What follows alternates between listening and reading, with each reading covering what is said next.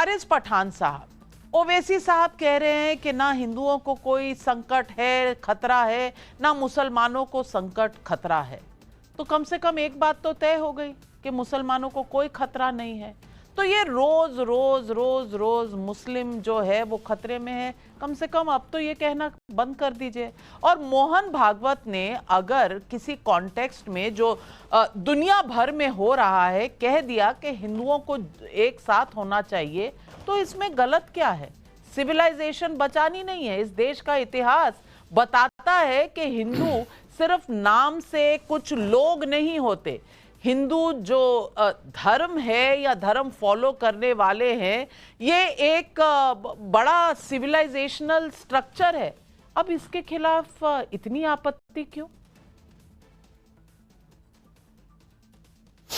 नविका जी, कल मोहन भागवत ने कहा कि भारत हिंदू राष्ट्र है, तो मैं पूछना चाहूंगा ये कब बन गया भारत हिंदू राष्ट्र? मुझे तो नहीं पता चला। क्या मोदी जी ने डिक्लेयर किया? क्या पार्लियामेंट में कोई कानून पास हो गया? क्या किसी ने पास कर दिया? तो भारत हिंदू राष्ट्र कैसे बन गया? नहीं बना है। यही इस तरह का झूठा भ्रम फैला के ये लोग नफरत पैदा करते हैं पूरे देश के अंदर। अब मुझे बताइए ये नविका जी, 10 साल से प्रधानमंत्री मोदी जी देश के प्रधानमंत्री हैं, अमित शाह जी होम मिनिस्टर है, उसके पहले प्रेसिडेंट थे बीजेपी के, पूरी के पूरी बड़े बड़े हिंदुत्व के जो चैंपियंस है, योगी है, हिमंत बिश्व शर्मा है, महाराष्ट्र में देवेंद्र फडणवीस जी है, इन तमाम हिंदुत्व के चैंपियनों के होने के बाद भी अगर हिंदू खतरे में है तो मैं समझता हूं कि अगर ये रक्षा नहीं कर सकते, इनको रिजाइन कर देना चाहिए। सबको ये बता देना चाहिए कि हम तुम्हारा प्रोटेक्शन नहीं कर सकते, रिजाइन कर दिए।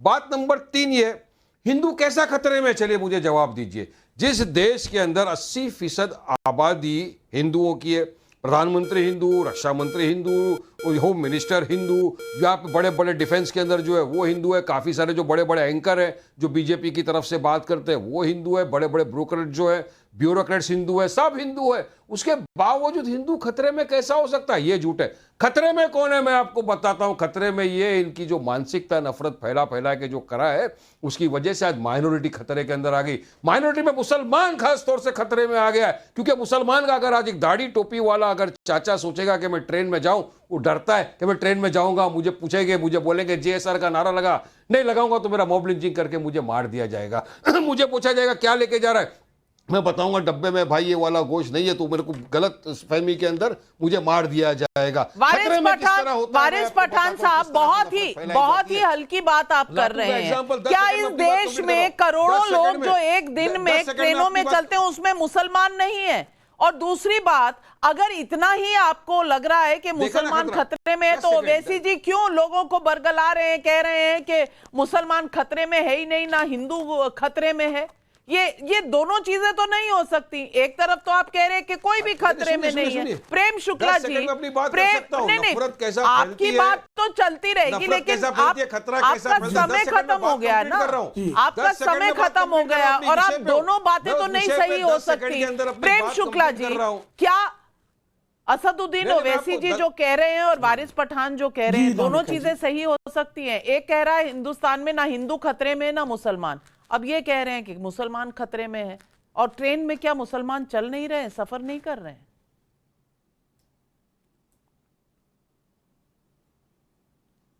प्रतिदिन कर रहे हैं। और बिल्कुल सबसे अधिक महफूज अगर दुनिया में कई मुसलमान है तो हिंदुस्तान में है।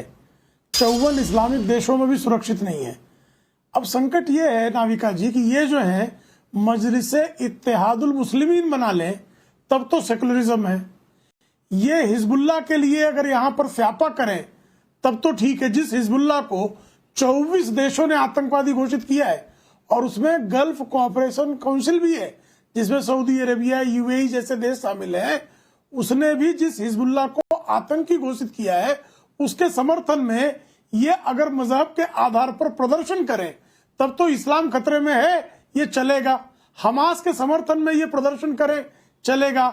जय फिलिस्तीन है बोले, चलेगा। लेकिन अगर हमने हिंदुओं को एकीकृत करने की बात कर दी तो ये सांप्रदायिक हो गया। गजब का जो है दोहरा मानदंड है ये कि हिंदू एक ना होने पाए। अरे भाई, हिंदू को एकीकृत करने से आपको क्या परेशानी है भाई? समग्र समाज एकीकृत हो जाए। आपने तो पार्टी ही जो है वो मुसलमानों को एकीकृत करने के इरादे से आपने बनाई, और बनाई किसने? उन रजाकारों ने बनाई जिन रजाकारों ने हजारों हिंदुओं का कत्लेआम किया, सैकड़ों मुस्लिम हिंदू महिलाओं पर बलात्कार किया। ये आपका इतिहास है। और आज भी बांग्लादेश में वही रजाकार जो है हिंदुओं का कत्लो-गारत कर रहे हैं, यही रजाकार हैं। तो आप जो है पूरी दुनिया में, आप रोहिंग्या जो है वो म्यांमार से हटाए जाएं, तो आप प्रदर्शन मुंबई के आजाद मैदान पे करते हैं। आप जो है कहीं पर भी दुनिया में कहीं भी किसी मुसलमान को खरोंच लग जाए, आप हिंदुस्तान में प्रदर्शन करते हैं। हम जो हिंदू बंटे नहीं, एक हो जाए, ये बात करते, तो आपको पीड़ा क्या है, ये समझ से परे है। बिल्कुल, पीड़ा क्या है कमलाकर त्रिपाठी जी, मुझे बता दीजिए। अगर राहुल गांधी कहते हैं कि प्राण प्रतिष्ठा में नाच गाना हो तो किसी को पीड़ा नहीं होती, कोई कुछ नहीं कहता, लेकिन हिंदू एक हो जाएं इसमें पीड़ा हो जाती है। अगर अखिलेश जी कहते हैं कि मठाधीश माफिया हैं तो किसी को पीड़ा नहीं होती, लेकिन अगर कह दें कि हिंदू भाई एक हो जाओ और सबको पीड़ा शुरू हो जाती है, ऐसा क्यों है?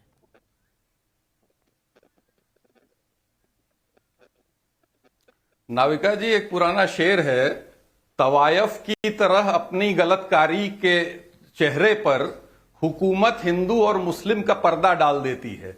जब ये हर जगह से फेल होने लगते हैं, ये दलितों की रक्षा नहीं कर पाते, बिहार में पूरी पूरी दलित बस्तियां जलाई जाती हैं, मध्य प्रदेश में दलित बच्चे को जो है वो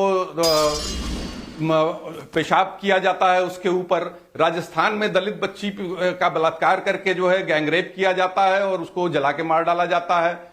ऐसी तमाम चीजों में महंगाई, भ्रष्टाचार, इन चीजों पर ये काबू नहीं पा पाते, और जब उसको ढकने के लिए ये पूरे उसमें हिंदू और मुस्लिम करने लगते हैं। सबसे बड़ी बात यह है, आपको, मुझे तो याद आ रहा है मोदी जी का वो बयान, जब वो कहते थे कि कह रहे थे कि हमारे यहां ईद पर खाना नहीं बनता था क्योंकि अगल बगल मुसलमान रहते थे और उनके यहां से सेवैयां और पकवान आ जाते थे। आप सोचिए वो समय कितना बढ़िया था। वो कांग्रेस का समय था जब मोदी जी अगल बगल मुसलमान रहते थे, तब भी हिंदू खतरे में नहीं था। अचानक हिंदू, सो कॉल्ड हिंदू हृदय सम्राट के प्रधानमंत्री बन जाने के बाद से ये पूरे हिंदुस्तान भर में हिंदू खतरे में आने लगा। अरे भाई, आप हर जगह चुनाव हार रहे हो अपनी पॉलिसीज के कारण। आपने कर्नाटक में बजरंगबली के नाम पर वोट मांगना शुरू किया, वहां लोगों ने धता बता दिया। आपने उत्तर प्रदेश में जो है वो भगवान राम को भजाने की कोशिश की, उनके नाम पर वोट मांगना शुरू किया। वहां अयोध्या में, मथुरा में, सब जगह जो है आपको मुंह की खानी पड़ी। बेसिकली आप हुकूमत कर रहे हैं तो आपको सारी आवाम को साथ लेकर के चलना होता है, सारी जनता को साथ लेकर के चलना होता है। और ऐसे में जब आप डिवीजन की पॉलिटिक्स करते हैं, और इसमें इनकी गलती नहीं है नाविका जी, क्योंकि आपके पास आप वही देते हैं सामने वाले को जो आपके पास होता है। हमारे पास मोहब्बत है, हमारे पास शिक्षा है, हमारे पास रोजगार है, हम वो देते हैं। भारतीय जनता पार्टी के पास नफरत है, भय, भूख और भ्रष्टाचार का माहौल फैलाना चाहती है, तो वो ये कर रही है। इन्होंने जीवन भर अपनी राजनीति समाज में दो फाड़ करके की है। इतनी मोहब्बत आप बांट रहे हैं कि बस अब दिल भर आएगा, रुला ही देंगे आप।